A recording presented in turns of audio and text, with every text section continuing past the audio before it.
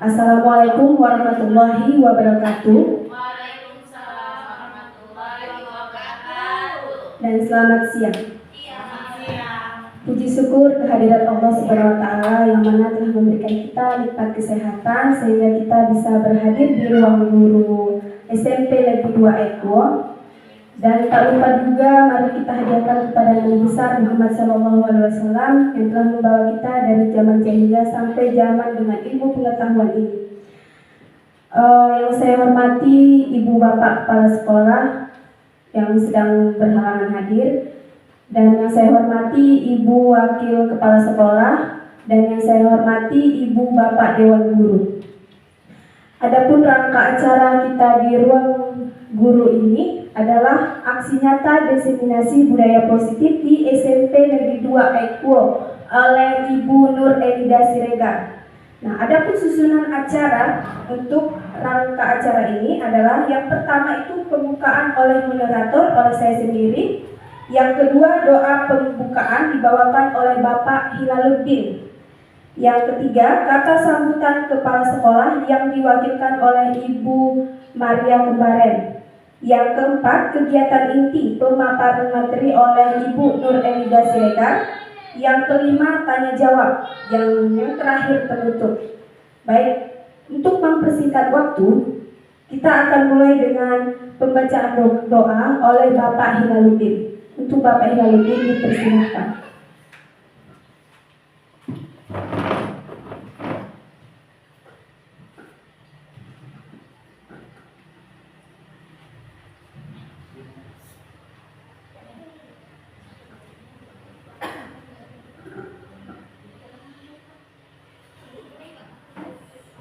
Assalamualaikum warahmatullahi wabarakatuh. Bapak Ibu, marilah kita berdoa menurut agama dan kepercayaan kita masing-masing. Na'udzu billahi minasyaitonir rajim. Bismillahirrahmanirrahim. Alhamdulillahi rabbil alamin wassalatu wassalamu ala asyrafil anbiya'i wal mursalin wa ala alihi wa sahbihi ajma'in. Rabbana zalamna anfusana wa illam taghfir lana wa tarhamna lanakunanna minal khasirin.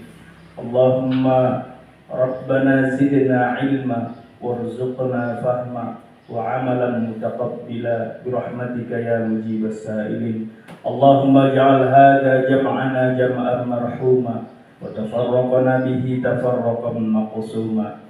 Rabbana atina fid dunya hasanah wa fil akhirati hasanatan wa qina adzaban nar. Wa sallallahu ala sayyidina Muhammadin nabiyil ummi wa ala alihi wa sahbihi wa sallam. Walhamdulillahi rabbil alamin. Assalamualaikum warahmatullahi wabarakatuh.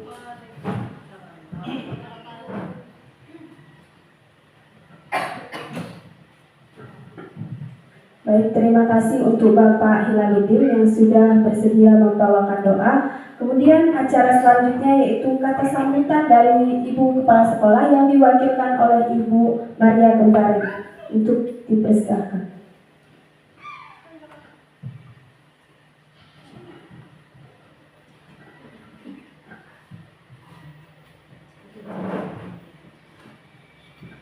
Terima kasih kepada Ibu Moderator. Selamat siang buat kita semua. Puji syukur kita hadirkan kepada Tuhan Yang Maha Kuasa atas berkat dan karunia-Nya kita masih diberikan kesehatan dan kesempatan untuk mengikuti kegiatan yang berjudul aksi nyata diseminasi budaya positif di SMP Negeri 2 Eko yang disampaikan nanti oleh Ibu Nur Elida Siregar. Nah, saya cukup bangga ya dengan kegiatan ini. Kenapa? Karena ini salah satu kegiatan yang positif yang dimana melalui kegiatan ini saya harapkan apa yang nanti disampaikan oleh Bu Nurel ya boleh sama-sama menjadi ilmu tambahan atau wawasan bagi kita para guru ya, terutama ketika kita menjalankan tupoksi kita di dalam kelas ya ketika kita mengajar anak didik sekalian. Jadi dalam kesempatan ini saya berharap kita semua benar-benar serius, ya, kemudian aktif dalam sesi tanya jawab nanti supaya kegiatan ini bermanfaat dan boleh menambah pengetahuan kita sebagai guru ataupun pendidik. Ya. Jadi saya ucapkan juga terima kasih sebelumnya buat Bu Nur Elida Siregar karena memberikan waktunya berbagi ilmu kepada kita. Jadi untuk mempersingkat waktu, cukup sekian kata sambutan yang bisa saya sampaikan. Mohon maaf jika ada kesalahan kata. Mudah-mudahan kita bisa melakukan kegiatan seperti ini selanjutnya dengan narasumber yang lainnya lagi. Terima kasih. Baik, terima kasih untuk Ibu Wakil Kepala Sekolah. Acara selanjutnya yaitu kegiatan inti, yaitu pemaparan materi oleh Ibu Nur Elida Siregar. Untuk Ibu Nur Elida Siregar dipersilahkan.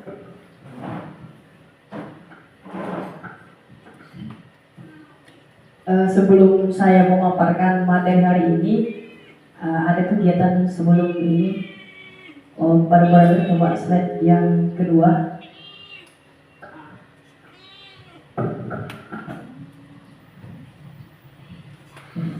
Nah, saya tahu dari tadi Bapak Ibu ini sebelum acara ini kan masuk ke dalam kelas dengan kondisi mood yang swing mungkin. Ada anaknya yang lagi butuh perhatian, ya kan? Jadi mungkin Bapak Ibu gurunya padat, kepalanya padat. Nah, sekarang yuk kita senyum dulu selama 30 detik. Mungkin nanti pertama-tama coba berhadapan-hadapan sama temannya. Senyum-senyum. Iya, senyum-senyum. Ya awalnya dia karena dipaksa, terakhir jadi senyum-senyum sendiri. Iya. 30 detik Bapak Ibu, senyum-senyum dulu. Ya, Bu ini tengok Kaila, nggak apa-apa. Iya, senyum-senyum. Ya, Bu Elda juga yang lagi banyak tugas. Iya, udah banyak tugas, pikiran ini pergi kemana-mana. Oke. Pertama saya ucapkan dulu terima kasih kepada rekan-rekan saya, Bapak Ibu guru di SMP Negeri 2 itu yang bersedia hadir di kegiatan diseminasi ini. Semoga apa yang kita dapatkan hari ini menjadi sesuatu yang baik untuk kita. Pertama-tama marilah kita panjatkan puji dan syukur kehadiran Allah Subhanahu wa taala yang telah memberikan kita kesehatan, kesempatan mengikuti kegiatan ini. Beriring salam kepada Rasulullah Muhammad SAW yang telah membawa kita ke dunia yang penuh ilmu ini. Semoga kita mendapatkan syafaatnya di yaumil akhir nanti. Amin ya rabbal alamin. Yang terhormat kepada Kepala Sekolah SMP Negeri 2 Ayukuwo ataupun yang mewakili, dan yang terhormat kepada Bapak Ibu guru ataupun TU Tata Usaha di SMP Negeri 2 Ayukuwo. Di sini saya akan menjelaskan mengenai budaya positif. Mungkin di kepala Bapak Ibu budaya positif itu bukan hal yang baru. Nah, sebelum masuk ke materi, di sini ada namanya ini kesepakatan acara kita ini. Kita sepakati dulu, di sini ada dua saya buat untuk pemantiknya. Yang pertama, menghargai siapapun. Jadi kita nanti menghargai apapun yang diucapkannya, apapun yang diberikannya kepada kita harus saling menghargai. Yang kedua, menjadi pendengar yang baik. Nah, yang ketiga, kira-kira Bapak Ibu apa yang mau Bapak Ibu usulkan untuk acara kita ini? Kan ada dua di sini, tidak tiga, bisa ada yang angkat tangan. Kesepakatan acara kita bebas memberikan pendapat. Oke, bebas memberikan pendapat. Itu dari bukannya yang lain.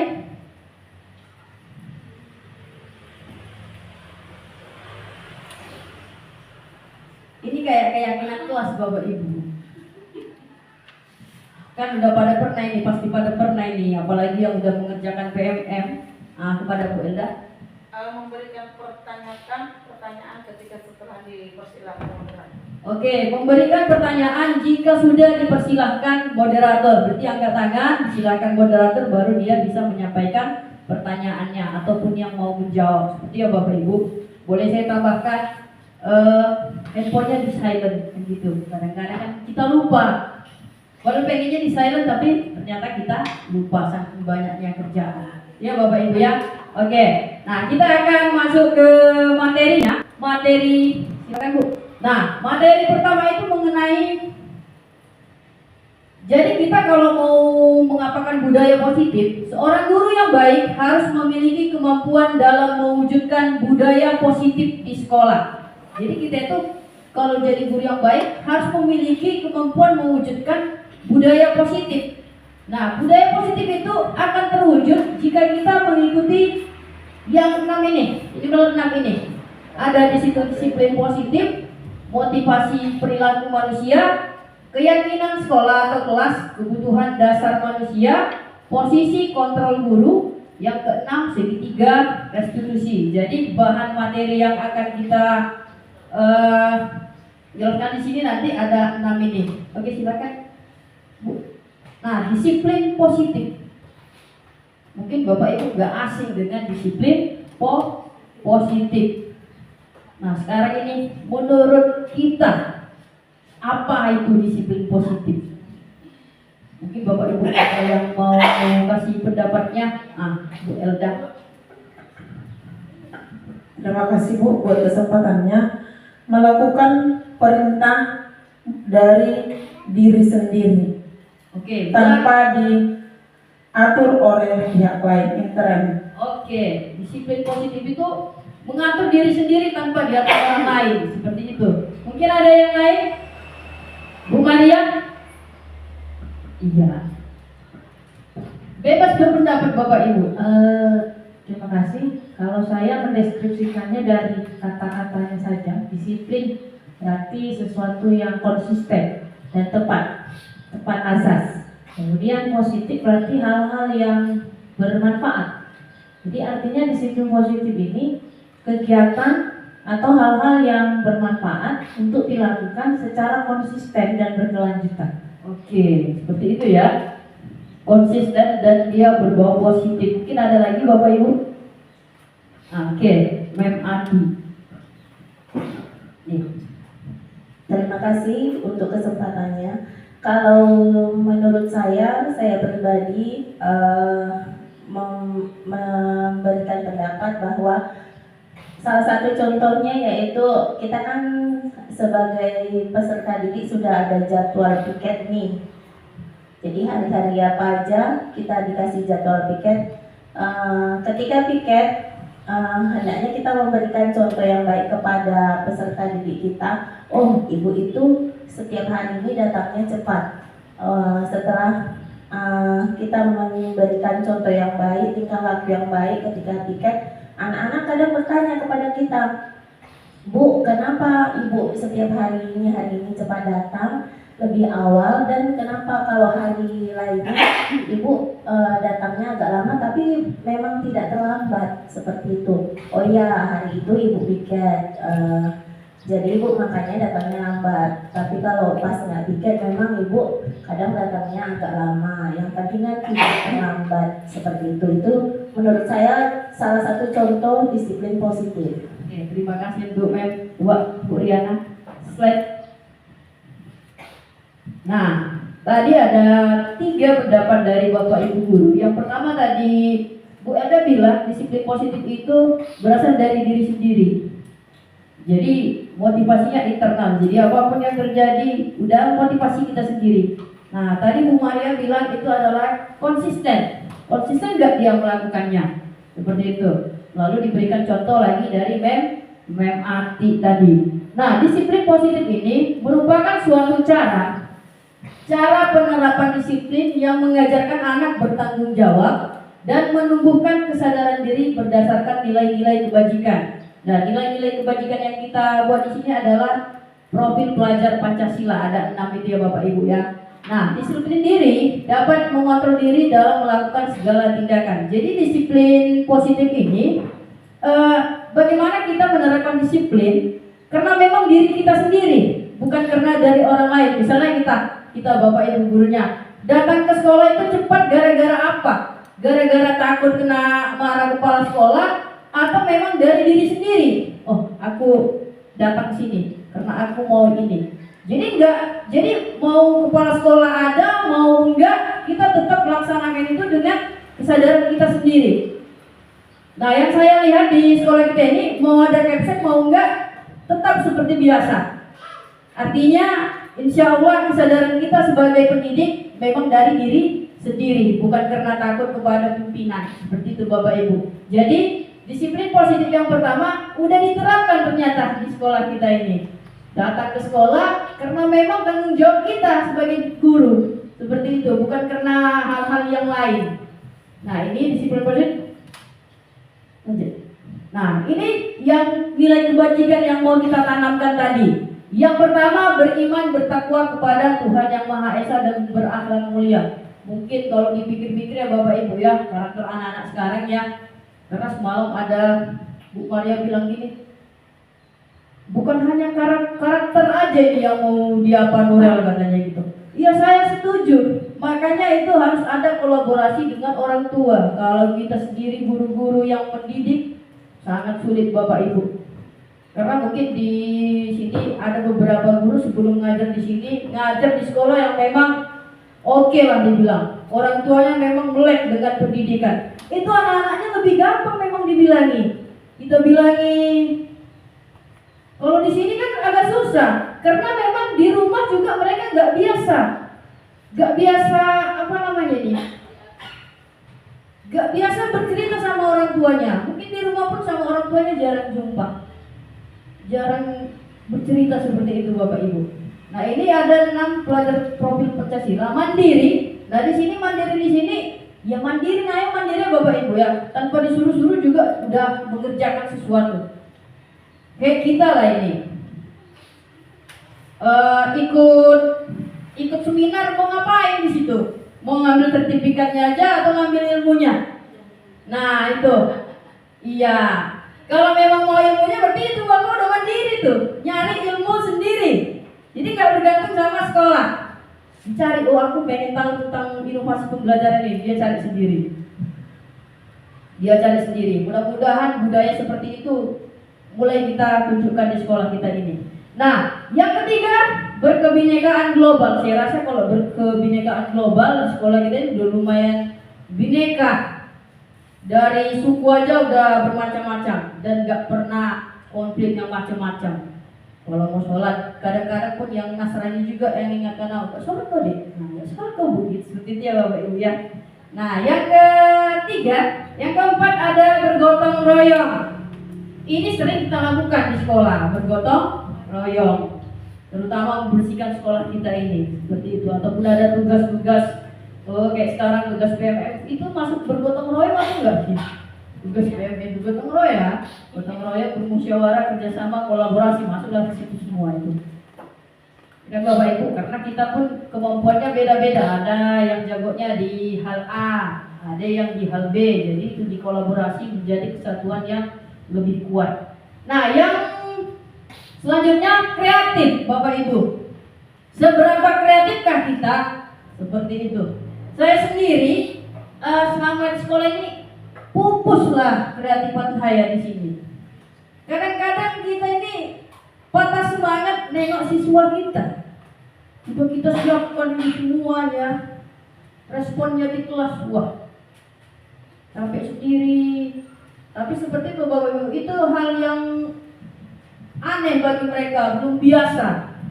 Karena SD pun belum seperti itu pembelajarannya. Jadi mudah-mudahan kita nggak patah semangat untuk ngajari anak-anak kita ini.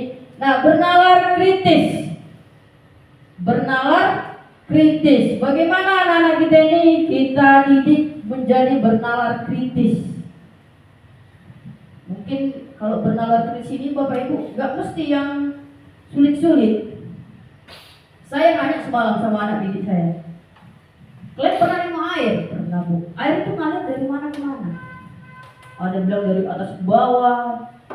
Kayaknya semua bilang dari atas ke bawah. Baru saya bilang, pernah nengok air mancur? Atau air keran? Atau dosbel? Pernah Bu? Itu airnya dari mana ke mana? Dari bawah ke atas Bu. Jadi air itu ngalir dari mana ke mana. Saya tanya gitu. Mau mikir orang itu kan? Iya, baru saya jelaskan. Sederhana yang pernah mereka lihat. Biasanya kalau pernah kita lihat, kita tuh bisa membayangkan lebih. Oh iya. Tapi kalau hal-hal yang nggak pernah dilihat, misalnya saya jelasin arus listrik. Arus listrik itu bergerak dari tegangan ini ke tegangan ini.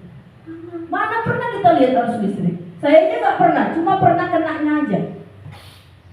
Seperti itu Bapak Ibu. Lanjut Bu Riana.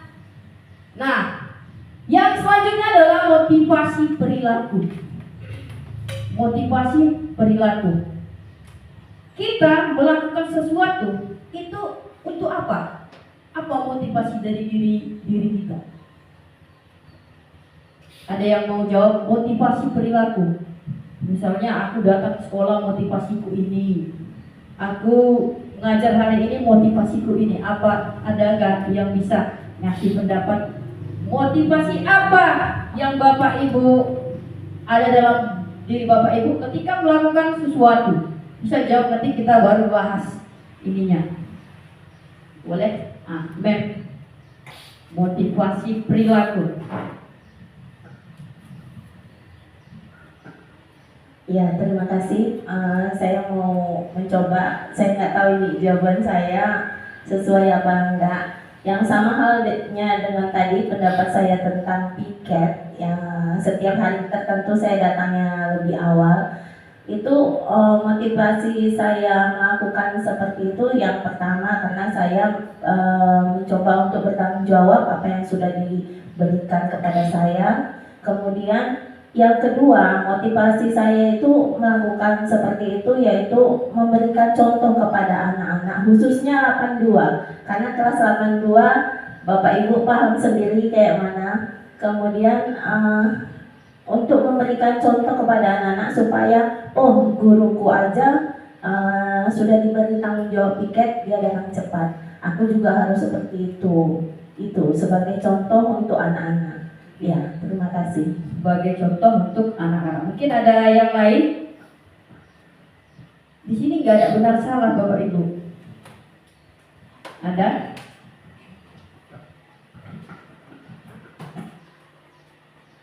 Ada yang lain? Tidak ada. Udah. Motivasi kita apa? Salah satu contohnya mungkin pujian. Manusia itu paling suka sekali yang namanya dipuji. Jadi nggak bisa dibohongi. Kadang-kadang memang tidak bisa kita pungkiri sesuatu yang kita lakukan. Mungkin kita tidak mengharapkan pujian itu, tetapi ketika kita melakukannya dari hati dan ikhlas, ya mungkin teman yang melihat, bahkan atasan yang melihat, terkadang mau juga memberikan pujian. Wah, bagus sekali ya Bu, yang Ibu buat ini, mudah-mudahan yang lainnya nanti ikut, misalnya seperti itu. Ya sama seperti contoh yang dibuat Mematik tadi. Cuman Mematik supaya memberikan contoh. Dan kalau saya memberikan jawaban yang lain gitu ya, mungkin mengharapkan pujian. Mengharapkan pujian. Tadi menjadi contoh yang baik untuk yang melihat. Ini mengharapkan pujian. Coba slide selanjutnya Bu ya. Nah ini ada 3 motivasi perilaku manusia. Nah ini mungkin kalau kita ingat-ingat lagi, anak didik kita ini, saya nanya dulu ya, termasuk yang mana lah ini kebanyakan? Yang nomor 1 atau nomor 2 atau nomor 3? Yang mana Bapak Ibu? Nomor 1, untuk menghindari ketidaknyamanan atau hukuman. Mungkin ada beberapa anak untuk mendapatkan imbalan atau penghargaan dari orang lain. Ada juga yang ketiga, untuk menjadi orang yang mereka inginkan dan menghargai diri sendiri dengan nilai-nilai yang mereka percaya. Nah mungkin kita sebagai manusia dengan umur yang sudah segini, Pernah kita melakukannya untuk menghindari hukuman. Saya juga pernah, itu apalagi zaman sekolah sering mungkin ya. Lalu yang kedua, untuk mendapatkan imbalan atau penghargaan dari orang lain. Ini kayaknya sering kita kerjakan di rumah. Kita kusuk-kusuk mama kita, tiba-tiba lagi cuci piring. Untuk mendapatkan, iya ini ada maunya nih kata mama kita kan. Iya. Yang ketiga, jadi yang pertama yang kedua itu masih motivasi eksternal. Masih dari luar dia. Itu biasanya nggak bertahan lama. Jadi tapi kalau udah motivasi perilaku kita itu menjadi mereka itu maksudnya yang kita inginkan dan kita percaya nilai-nilai kita seperti yang dicontohkan Mematik tadi, karena itu tanggung jawab saya. Jadi nilai-nilai yang ditunjukkan Mem tadi di situ, dia tuh percaya dia dikasih kerjaan harus bertanggung jawab di situ. Lalu untuk memberikan contoh yang baik untuk anak didiknya tadi, seperti itu Bapak Ibu. Mudah-mudahan kita bekerja di sini sebagai pendidik, mulailah motivasi yang ketiga, karena kita percaya nilai-nilai yang kita percaya tadi. Seorang guru itu harus punya integritas tinggi, disiplin, konsisten. Karena nggak mungkin kita bilang anak-anak kita itu harus rajin belajar, sedangkan kita harus tepat waktu datang ke sekolah, padahal orang sudah baris baru kita lewat. Pasti anak itu, ibu itu aja kan. Malas mendengarkan ibu itu. Jadi memang kalau mau didengarkan omongan kita buktikan dulu apa yang kita bilang tadi. Nah mudah-mudahan motivasinya yang ini untuk menjadi orang yang kita inginkan sendiri. Bukan karena untuk pujian, imbalan. Kayaknya guru-guru sini siapa yang mau muji ya kan? Iya kan? Gak ada kayaknya. Hukuman pun kayaknya kepala sekolah kita gak ada kasih hukuman sama kita. Jarang kali. Kalau udah dia titik tertinggi baru itu pun kayaknya belum pernah terjadi. Mudah-mudahan kita menjadi orang yang memotivasi diri sendiri dari dalam diri kita, untuk motivasi intrinsik namanya. Pelan-pelan. Gitu juga yang mau kita ajarkan, kita tanamkan sama anak didik kita di sekolah. Mungkin hasilnya enggak sekarang ini. Ih capek kali pun bilang orang itu. Memang begitulah kerjaan kita. Gak tahu kita nanti 10 tahun ke depannya nanti dia ingat yang kita bilang mungkin aja. Jadi ya kita bicarakan, kita omongkan sama anak-anak hal-hal yang baik. Biar itu yang mereka ingat nanti sampai kapan. Entah kapan itu diwujudkan, karena yang mewujudkan itu cuma yang maha kuasa, bukan kita. Kita hanya membilangkan, menasihati, mengingatkan lagi. Kalau udah agak aneh-aneh kita tuntunlah mereka. Tapi yang mewujudkan mereka jadi cerdas, jadi berakhlak, jadi orang baik itu cuma Allah yang bisa oke, kamu jadi apa? Kerja kita hanya menasihati, menuntun anak didik kita. Mudah-mudahan kita nggak bosan-bosan seperti itu Bapak Ibu. Nah untuk menjadi contoh yang baik itu tadi, jadilah yang baik dulu seperti itu. Oke, selanjutnya Bu Riana. Nah ini, keyakinan sekolah atau kelas. Keyakinan. Apa itu keyakinan ya? Yakin ya kan gitu. Coba Bu Riana, selanjutnya Bu Riana. Nah ini, guru berperan dalam mewujudkan terbentuknya keyakinan sekolah atau kelas dengan adanya kesepakatan antara guru dan murid. Nah mungkin di sini ada berapa yang wali kelas? Nah, udah buat keyakinan atau kesepakatan kelas kah di kelas? Saya rasa Bapak Ibu udah kan? Karena setahu saya yang guru penggerak kan saya masih calon nih. Kan udah ada guru penggerak di sekolah kita. Udah mencontohkan itu. Lalu ada lagi di PMM. Mulai. Awalnya mungkin kita apa sih ini kurang kerjaan seperti itu. Jadi itu juga melatih anak-anak berpendapat.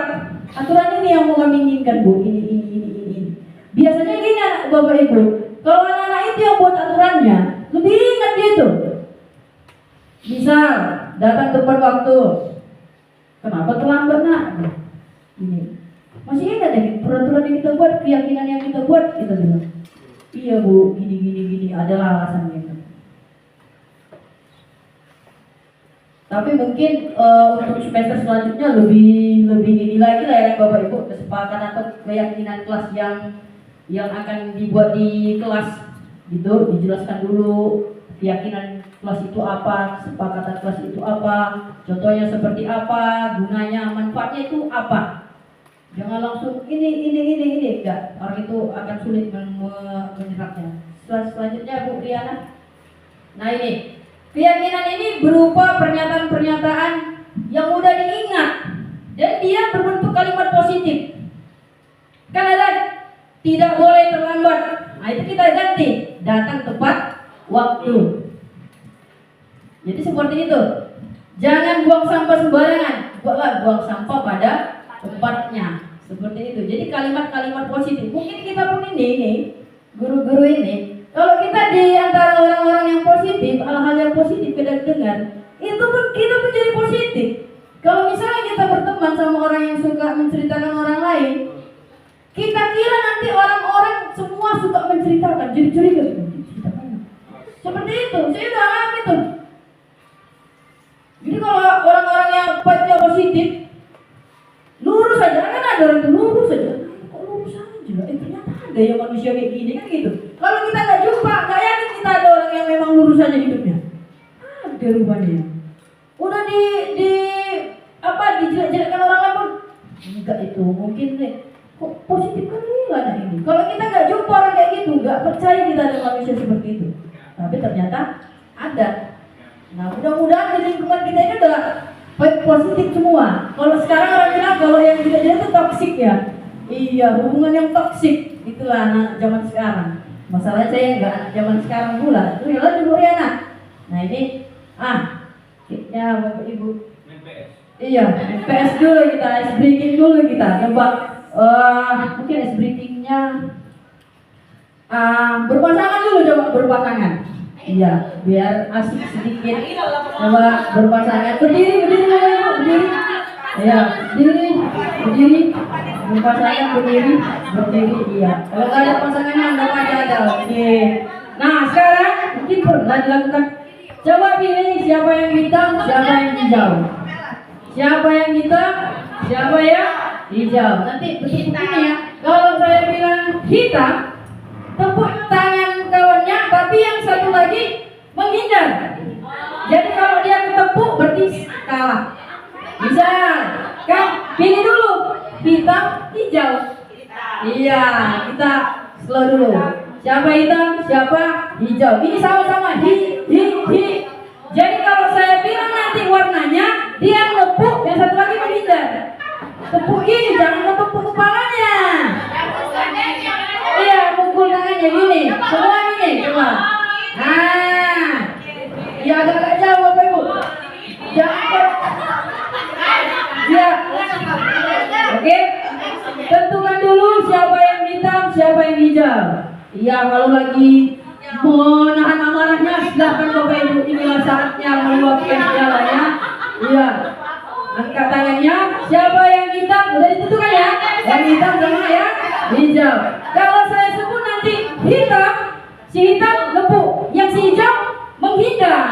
Nah, siapa yang ketepuk? Kalau dia nggak ketepuk berarti menang si hitam. Tapi kalau itu pokoknya menghindar. Menghindarnya nggak boleh gini. Iya. Bawah boleh. Boleh gini. Iya. Nah, oke. Siap. Oke. Hijau.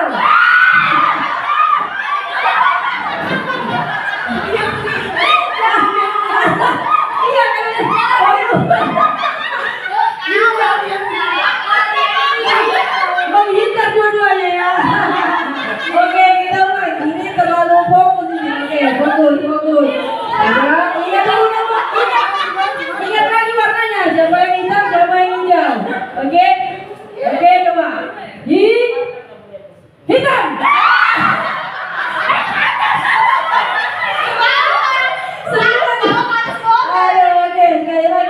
Oke, sekali lagi. Oke, ini belum apa ini, sama-sama menghindar, sama-sama kumpul ini gimana nih? Oke, coba. Boleh atas bawah. Nggak boleh gini, oke? Oke, kita lanjut ya. Hijau.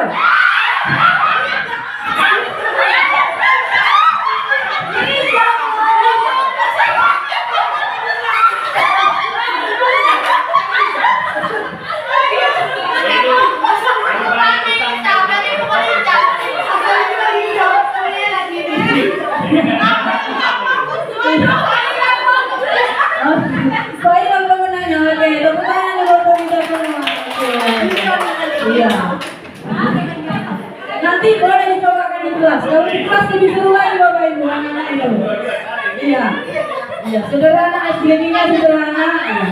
Bagaimana Bapak Ibu mudah mengeluarkan emosi yang ada di dalam diri? Udah ya, insya Allah ya. Oke, iya.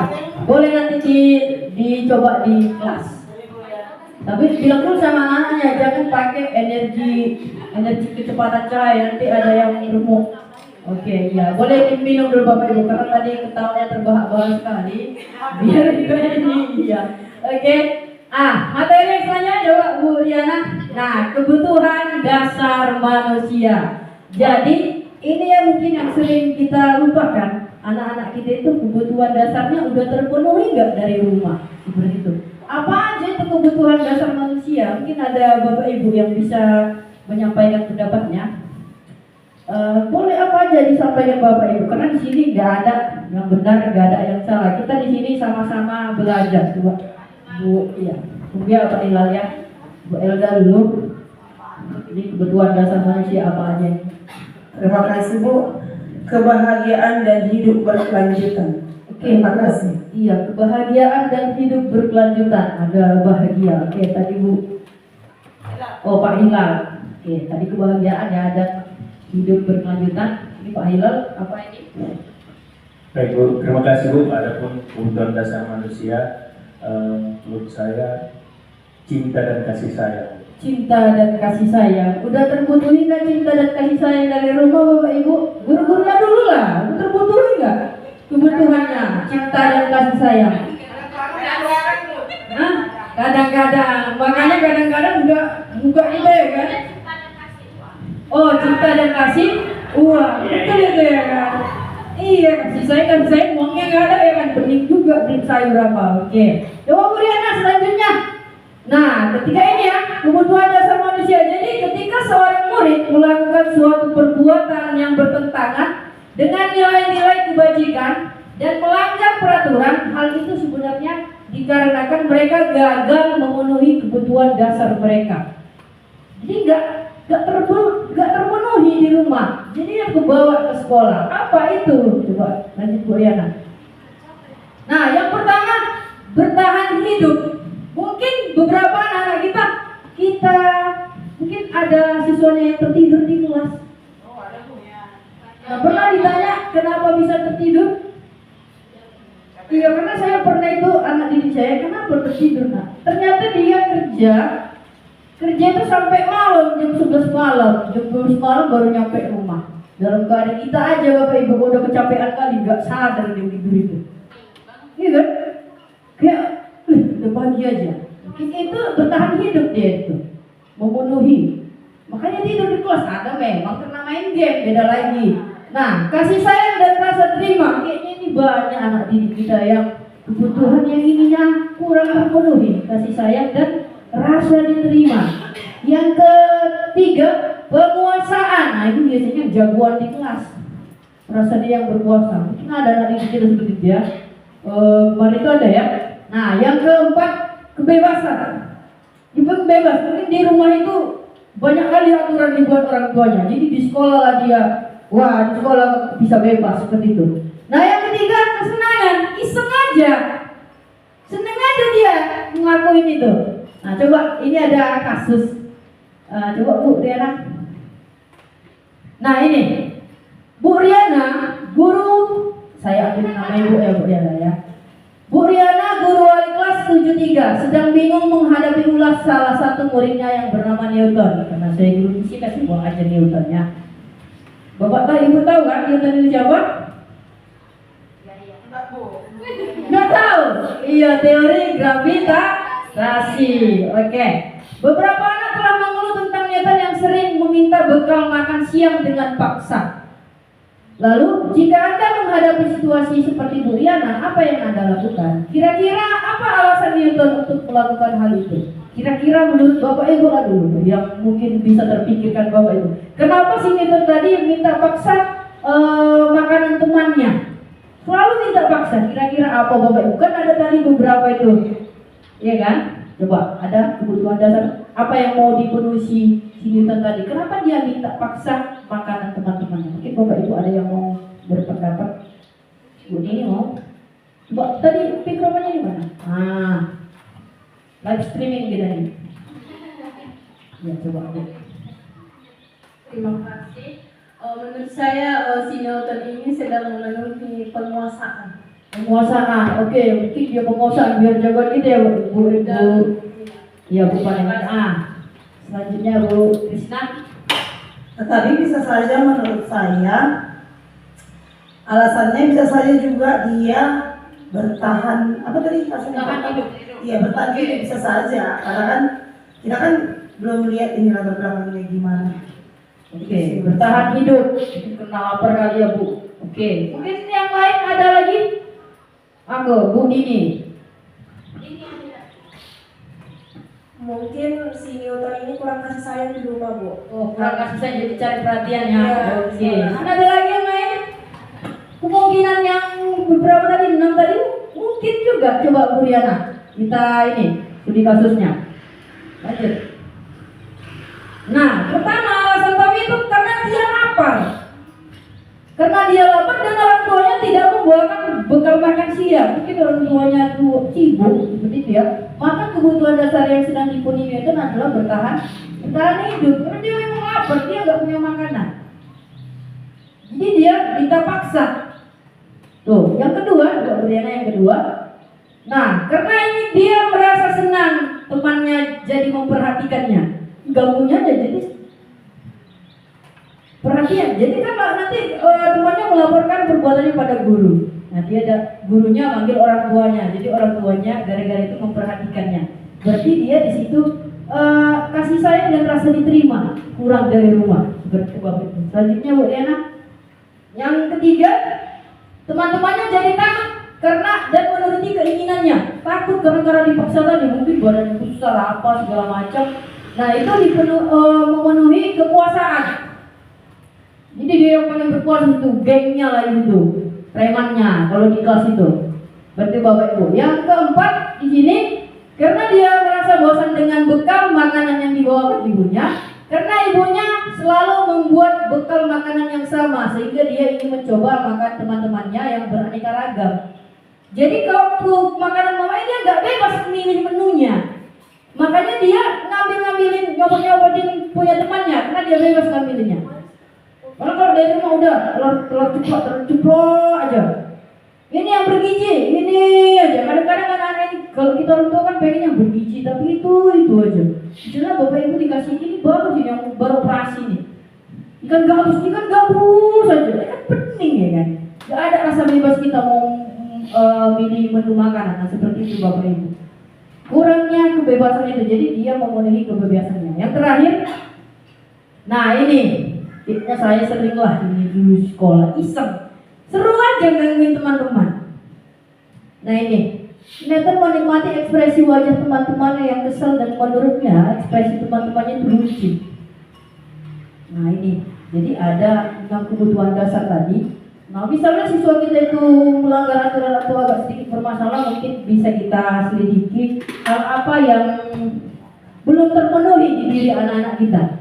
Mungkin kalau pertama-tama kita lakukan mungkin sulit Bapak Ibu, karena anak-anak ini kan banyak gitu dan kita juga membutuhkan waktu yang lebih untuk memahami kebutuhan apa sebenarnya yang ingin dipenuhi anak-anak ini. Oke, nah selanjutnya Bu Riana. Nah, posisi kontrol. Nah, ini posisi kontrol guru. Coba Bu Riana, selanjutnya Bu Riana. Ada 5 nih. Pertanyaan saya, yang mana yang sering kita? Jadi mana kita yang sering Bapak? Nomor 1 pemukul. Selesai masalah. Kenapa terlambat gini? Oke. Cabut rumput. Bersihkan halaman. Nah itu paling efektif itu. Tapi dampaknya nggak lama. Paling sebentar itu aja. Besok-besok Allah biasa. Paling kutip sampah. Paling seperti ini. Mungkin kita lakukan itu mungkin karena keterbatasan waktu kita sebagai guru. Karena mau masuk. Karena kerjaan kita bukan hanya menggali apa masalah mereka. Masuk kelas lagi. Seperti itu. Mungkin nanti kita buat manajemen yang bagus untuk mengatasi masalah-masalah anak kita. Lalu guru sebagai pembuat rasa bersalah, pembuat rasa bersalah itu gimana? Mungkin kita pernah juga ngelakuinnya. Kok gitu lah kau nak? Gak kasihan kalau nengok ibu udah capek. Nah itu membuat rasa bersalah. Jadi merasa bersalah. Orang tuamu lagi buat dia jadi kayak ya salahku ya gara-gara aku lah. Seperti itu membuat rasa bersalah. Ternyata hal itu berdampak sama dia Bapak Ibu. Mungkin dia jadi orang yang gak percaya diri. Jadi nanti misalnya dia terkena masalah, dia menyalahkan dirinya sendiri. Kalau udah kita sering menyalahkan diri sendiri, berarti kita itu nggak menghargai diri kita. Kalau udah nggak menghargai diri kita, gimana dia mau menghargai diri orang lain seperti itu? Nah, yang ketiga, guru sebagai teman, ya biasanya juga kita memposisikan kita sebagai teman. Sini kalau sini. Apa lah, pokoknya pakai bahasa yang lebih gaul lah di mata mereka seperti itu. Itu juga berdampak, mungkin ada dampak positifnya, ada dampak buruknya. Dampak buruknya tuh dia bergantung sama kita. Sedikit kita berubah dia, ibu gak suka lagi sama aku. Jadi dia merasa kehilangan seperti itu. Lalu guru sebagai pemantau. Nah ini kayaknya karakter Bu Maria ini sering. Pemantau biasanya punya catatan-catatan kecil. Jadi dia itu kalau mau memberikan pengarahan sama anak didik itu dia udah punya datanya. Udah dipantau berapa lama? Gak ada datanya. Kamu telat ini, gak ngerjain tugas gua, ada catatannya, pemantau. Lalu dikasihkan sanksi seperti itu Bapak. Nah yang manajer coba Bu Diana selanjutnya Bu Diana. Nah ini dia 5 posisi kontrol guru itu. Jadi ini pertama yang penghukum. Guru berbuat itu menghardik, menunjuk-nunjuk, menyakiti dan menyindir. Itu biasanya guru seperti itu. Udah kau gini. Oh terlambat aja kerja. Udah sana ambil sampahnya. Seperti itu. Lalu untuk yang membuat rasa bersalah itu berceramah dan mengatakan seharusnya kecewa sama mental itu tuh kayak kau ini baru tuh janji sama ibu. Kau kasihan kau nengok ibu, bukan kau aja nih bapaknya adalah semua segala cara di situ. Lalu yang teman membuatkan alasan-alasan untuk muridnya. Mungkin biasanya yang muda-muda ini biasanya jadi teman. Gitu ya Bapak Ibu. Lalu pemantau itu menghitung dan mengukur. Itu tadi ada datanya konkret. Jadi anak ini ngelak nggak bisa. Gitu. Nah lalu yang manajer itu mengajukan pertanyaan-pertanyaan, runtut dia. Nah untuk itu baru guru berkata, kalau untuk menghukum, kalau kamu tidak melakukannya awas ya. Jadi kita kayak nakut-nakutin gitu menghukum. Nah untuk yang hasilnya yang penghukum itu anak memberontak. Mungkin udah kita rasakan ya, anak memberontak karena ya udah gitu aja hukumannya, memberontak dan menyalahkan orang lain. Bisa aja dia berbohong karena udah kebal dia. Kalau kita mau dikasih obat itu aja jadi kebal kita tentang obat itu. Lalu kaitannya dengan dunia berkualitas, murid meletakkan di luar dunia berkualitas. Dia memang, jadi dia tadi pemberontak dia. Nah lalu, ini murid berkata kalau penghukum, biarkan saja nanti juga marah-marah lagi gitu. Alah, ya nanti kan marah-marah lagi nih begitu dah lah, seperti itu. Udah ada vaksin globalnya. Nah yang pembuat rasa bersalah itu tadi kamu seharusnya sudah tahu ibu lelah sekali mengatakannya, ibu stres, curhatlah semua curhat, kesedihan hidupnya seperti itu. Biar kasihan nanya ini sama kita.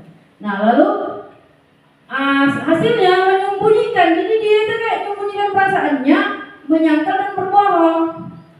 Nah lanjutnya murid meletakkan guru di dalam dunia berkualitas. Dia menurutnya berkualitas itu dia cuma itu tadi dampaknya itu tadi. Anak kita menjadi rendah diri. Nah yang keempat, ini murid berkata, maafkan saya Bu, karena dia merasa bersalah.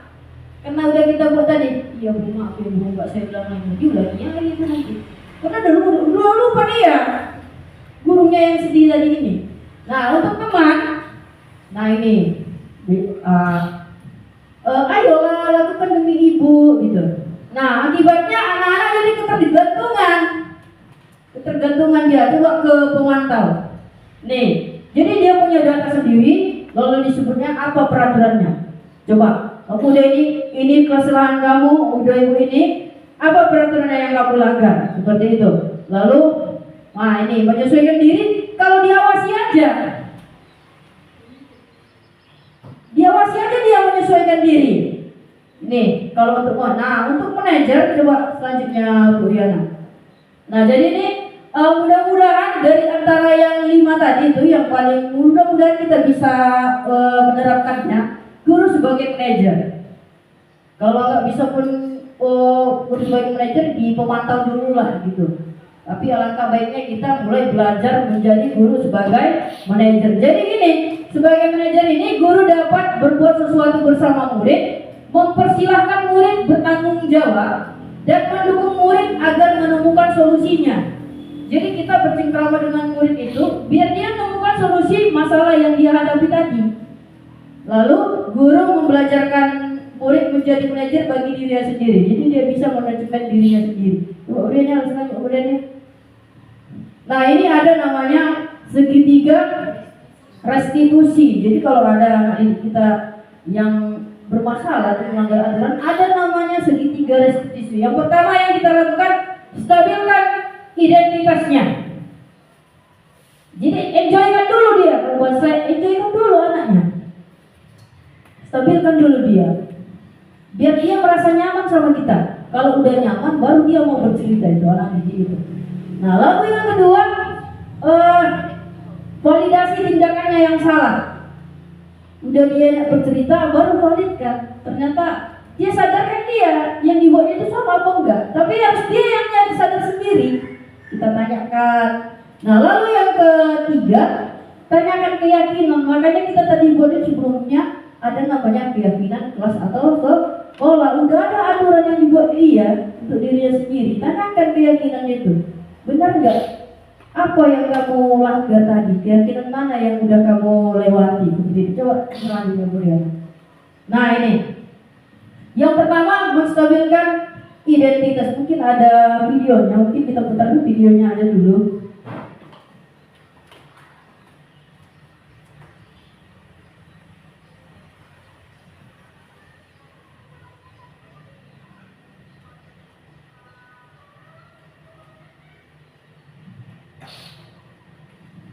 Selamat pagi Kak Arin. Kak Arin saya ada. Selamat pagi Kak Arin. Kak Arin tahu nggak? Kak Arin saya ada di sini. Kak Arin tahu nggak kenapa itu panggil? Enggak. Tadi Kak Arin datangnya jam berapa? 4.5. Sekolah kita maksudnya jam berapa? Berarti kalau masuknya 7.30 Kak Arin datangnya jam 4.5, itu artinya Kak Arin datang tepat waktu atau terlambat? Terlambat ya. Menurut Kak Arin, terlambat ke sekolah itu perbuatan baik atau perbuatan yang salah ya? Ini juga mau cari siapa yang salah, siapa yang benar.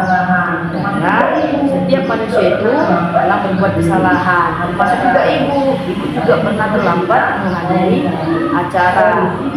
Tapi di sini kita mau mencari solusi permasalahan Kak Arin. Kenapa Kak Arin datang terlambat? Oke nak? Kak Arin pasti punya alasan kenapa datang terlambat hari ini. Ada cerita seperti itu. Karena di video mungkin karakter saya nggak terlalu tua. Jadi dia cerita, ditanyakan tadi datang jam berapa. Saya ditanyakan rumahnya di mana rumahnya. Dari sini kemarin berapa menit rumahnya. Nah, apa segala macam itu. Biar dia rasa takutnya. Biasanya kan anak-anak dipanggil langsung takut dia.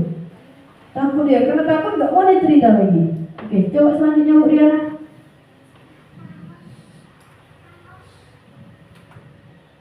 Iya, itu benar. Oke.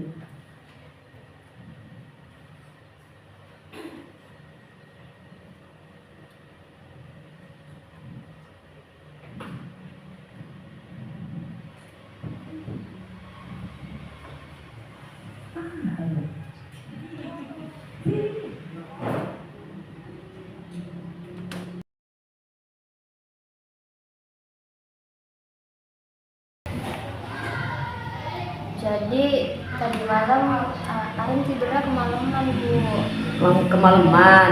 Itu kok bisa sampai kemalaman gitu tidurnya? Emang tidur jam berapa Kak Arin?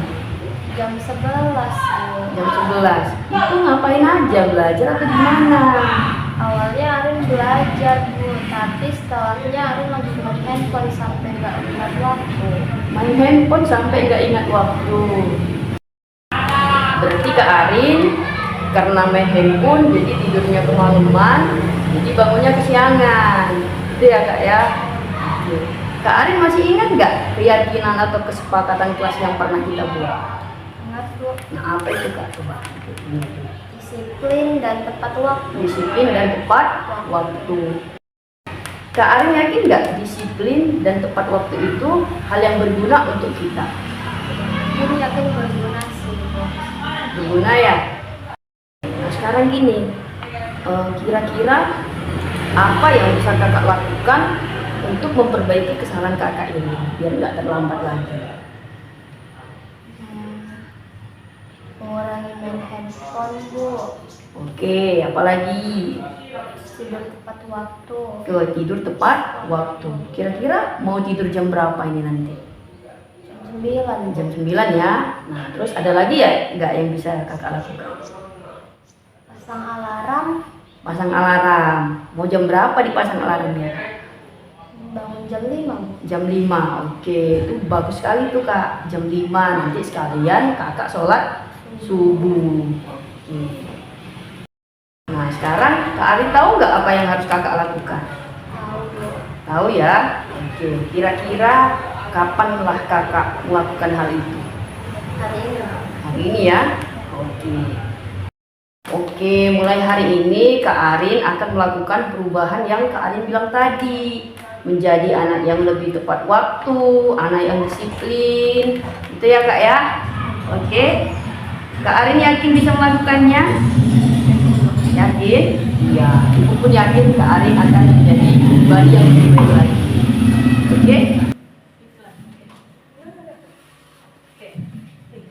Mungkin kira-kira seperti itu Bapak Ibu. Gak mudah untuk berubah tiba-tiba jadi guru manajer seperti itu. Coba yang slide-nya Bu Riana. Nah ini menstabilkan identitas di sini ya. Jadi menstabilkan identitas ini dilakukan berdasarkan prinsip bahwa membuat kesalahan itu adalah bagian proses pembelajaran. Jadi nggak bisa kita langsung just kamu salah, kamu ini. Nggak bisa kita bilangkan seperti itu. Menstabilkan identitas itu proses dari pembelajaran yang nantinya akan menggeser identitas gagal menjadi sukses.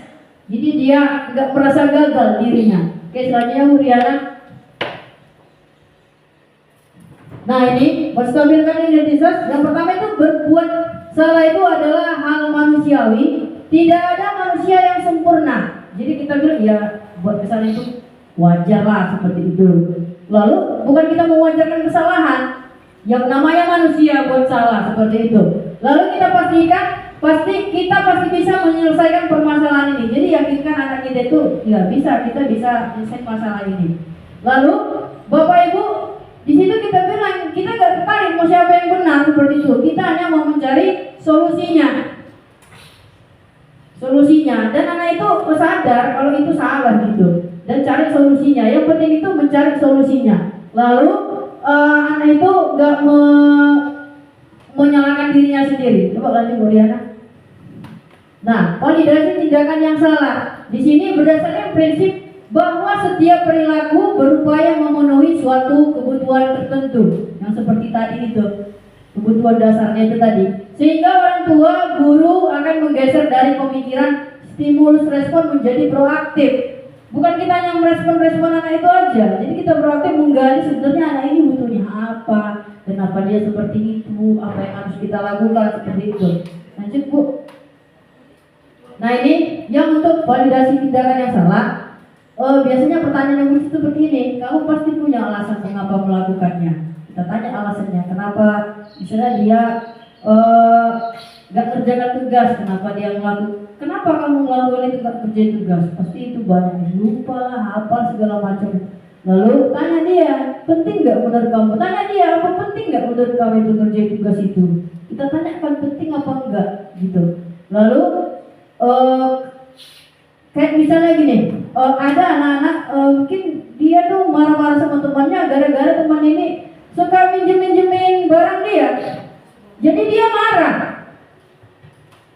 Jadi kita bilang, iya wajar lah kamu marah seperti itu. Karena siapa juga yang mau barang kita dipinjami tanpa ada permisi seperti itu, kita bilang gitu. Cuma ada nggak hal yang bisa kamu lakukan lebih baik dari marah-marah sebelumnya? Kita tanyakan gitu.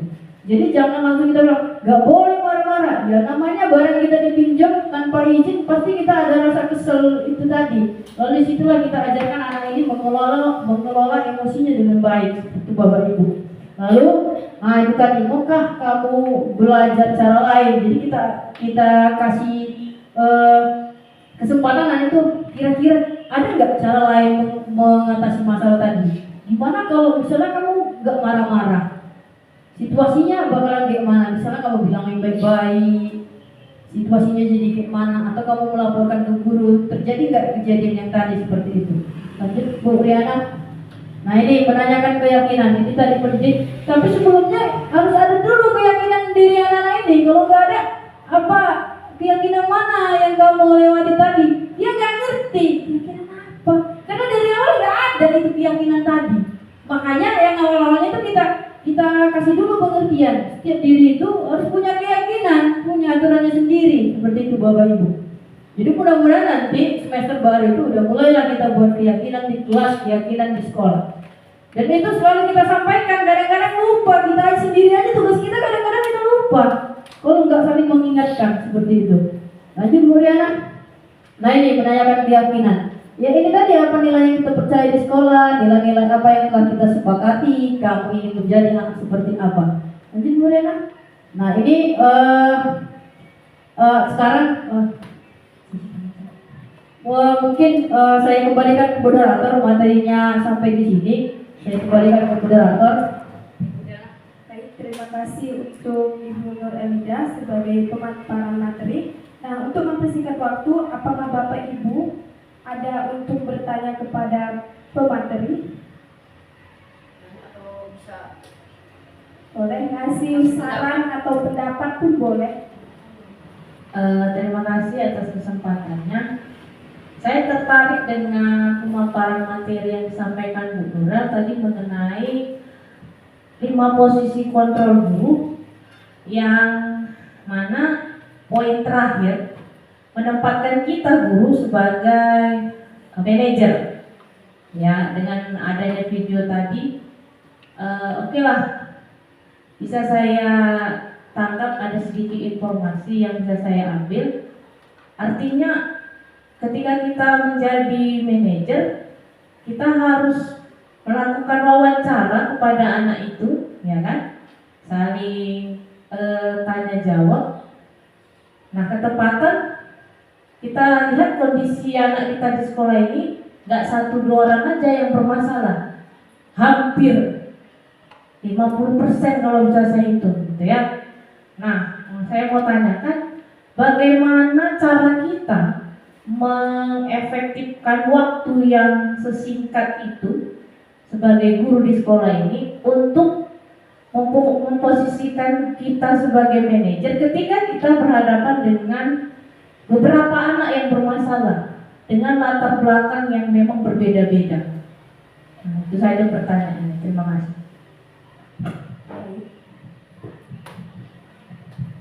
Oke, terima kasih kepada Bu Maria. Jadi pertanyaan ini sudah saya sampaikan di forum diskusi kami.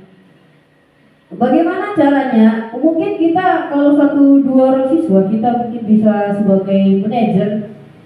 Jadi saya sampaikan kadang-kadang Bu di sekolah kami itu kita piket tapi masuk lagi ke dalam kelas. Jadi untuk efisien waktu ya udah dihukum gitu aja seperti itu saya bilang. Makanya tadi di awal saya bilang mudah-mudahan nanti kita membuat manajemen yang bagus di sekolah kita, udah jelas tugas-tugasnya. Karena guru BK pada sekolah kita ini kan cuma 1, dan saya rasa itu bukan tanggung jawab guru BK saja. Kita sebagai semua guru mau wali kelas, guru mata pelajaran, kalau dari saya Bu Maria, itu harus buat dulu jelas manajemennya itu. Kita buat jelas di situ guru ini. Jadi memang pembuatan piket itu pun dipikirkan betul itu.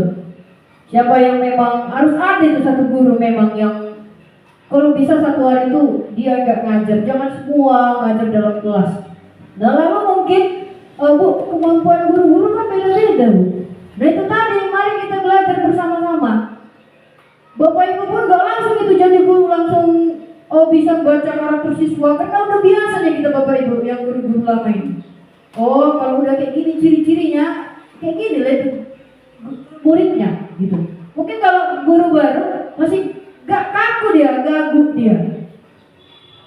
Seperti itu tadi Bu Maria berkolaborasi seperti itu. Buatlah memang jelas dia.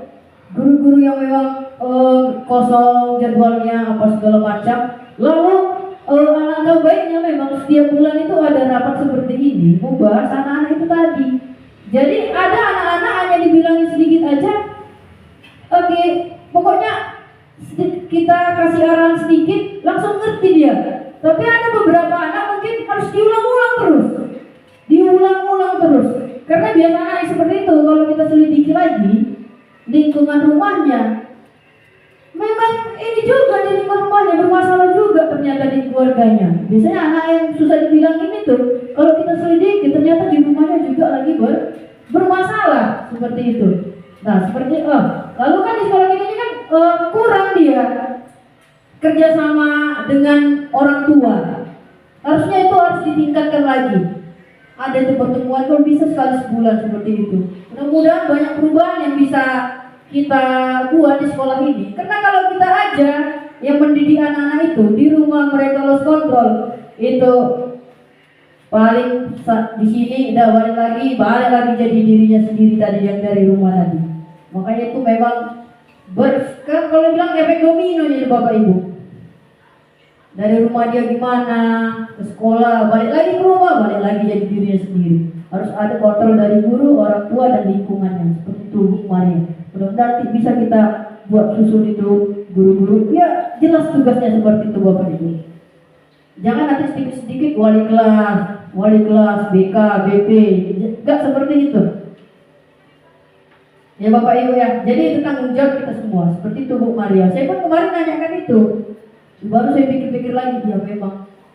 Karena gini, kalau pertama kali kita menjadi manajer, mungkin Bapak Ibu ini nggak sadar udah pernah sebenarnya jadi manajer. Baru tahu aja namanya ini manajer, membuat semua itu udah pernah kita buat 5 itu. Mungkin karena ini, ya itu tadi waktu tadi. Baru pun lingkungan kita nggak mendukung, cuma kita aja yang sebagai manajer. Di cewek-cewek kita, anak-anak itu kan lama. Gak berubah-berubah juga. Kalau cuma kita sendiri di sekolah ini yang melakukan itu, wah sudah juga. Sedangkan guru mengutuk juga lagi, waduh capek kita sendiri. Makanya ayo kita bekerja sama-sama, bergerak bersama. Walaupun sulit awal-awalnya, makin sering kita lakukan, makin dapat kita triknya. Oh ternyata di sini. Makin sering kita melakukannya, kita langsung sering-sering makin kita lihat kelemahannya di sini. Oh harus kayak gini, seperti itu. Saya sering kayak gitu kalau buat apa itu rusak sedikit, aduh, gak mungkin dibuang. Ternyata karena rusak sedikit, muncul ide lain. Dia ngasihnya lebih bagus seperti itu Bapak Ibu. Itulah Bu Maria. Mungkin ada yang bisa berpendapat selain yang saya bilang tadi, saya ucapkan tadi. Mungkin ada Bapak Ibu punya ide di kepalanya yang bisa menjawab pertanyaan Bu Maria tadi. Keterbatasan waktu, bagaimana mengatasinya kata Bu Maria. Mungkin ada dari teman-teman yang bisa menjawab itu. Bagaimana teman-teman?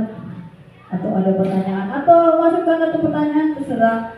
Boleh tentang masalah siswa kita sekarang ini boleh kita bahas.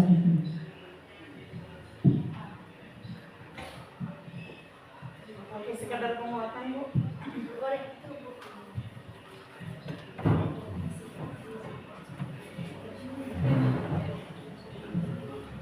Baik, terima kasih buat pemaparannya Bu Nurel. Ini sekedar penguatan. Ini adalah dimana kita memiliki karakter yang memang harus kita tempat kita menjadi guru sebagai manajer. Yang selama ini mayoritas kadang kita terkenal sebagai guru killer, ya, guru yang menghukum. Jadi anak-anak datang pun dia tepat waktu supaya menghindari hukuman. Nah, dan itu tidak akan bertahan lama. Kenapa? Karena itu adalah disiplin eksternal. Yang bertahan lama itu adalah disiplin internal. Jadi menurut manajemen atau bagaimana supaya efektif, kata Ibu Wakil Kepala Sekolah tadi memang benar. Ini adalah dibutuhkan dukungan seluruh stakeholder, ya, baik itu dari orang tua, baik itu dari tenaga pendidik dan kependidikan. Kita akan adakan kolaborasi. Nah, ketika sudah kita konsisten dengan program-program kita tersebut, menjadikan anak-anak ini memiliki disiplin internal dan kita pun bisa menjadi manajer, ini akan perlahan-perlahan akan bisa kita laksanakan. Kalau drastis untuk menjadi manajer itu memang tidak bisa. Kita melaksanakannya tahap demi tahap. Nah, untuk kedepannya seperti dipaparkan oleh Bu Nurul sebagai CGP, benar. Yuk kita susun program, kita adakan kolaborasi, anak-anak pun tidak akan banyak lagi nanti untuk seperti itu. Memang kenapa? Ini memakan waktu. Kalau hanya 1, 2 seperti yang dipaparkan oleh Bu Nurul bisa. Tapi kalau 10 orang setiap pagi kita piket, itu tidak bisa. Kenapa? Anak-anak butuh belajar. Nah, dan BP kita pun cuma 1. Nah, yuk lama-lama kita panggil orang tua, kita beri pemaparan juga kepada orang tua. Jadi seluruh aset yang ada di sekolah ini kita berdayakan perlahan. Begitu kira-kira pengawasannya Bu Nurul. Terima kasih. Ya, terima kasih kepada Bu Elda selaku guru penggerak di sekolah kita ini. Jadi ya Bapak Ibu, kita curi ilmunya sedikit-sedikit. Penutupnya, ini ya Bapak Ibu, jadilah guru yang baik, guru yang senantiasa belajar. Ayo belajar mewujudkan budaya positif di lingkungan manapun kita berada. Salam guru penggerak, tergerak, bergerak, menggerakkan. Mudah-mudahan dengan materi hari ini Bapak Ibu mulai tergerak hatinya, ya kan, membudayakan budaya positif tadi. Udah tergerak, ayo kita bergerak. Setelah bergerak baru kita bisa menggerakkan orang lain. Terima kasih. Assalamualaikum warahmatullahi wabarakatuh. Saya kembalikan ke moderator. Baik, untuk mempersingkat waktu, sudah apapun yang disampaikan semoga kita dapat ilmunya. Wassalamualaikum warahmatullahi wabarakatuh. Waalaikumsalam warahmatullahi wabarakatuh.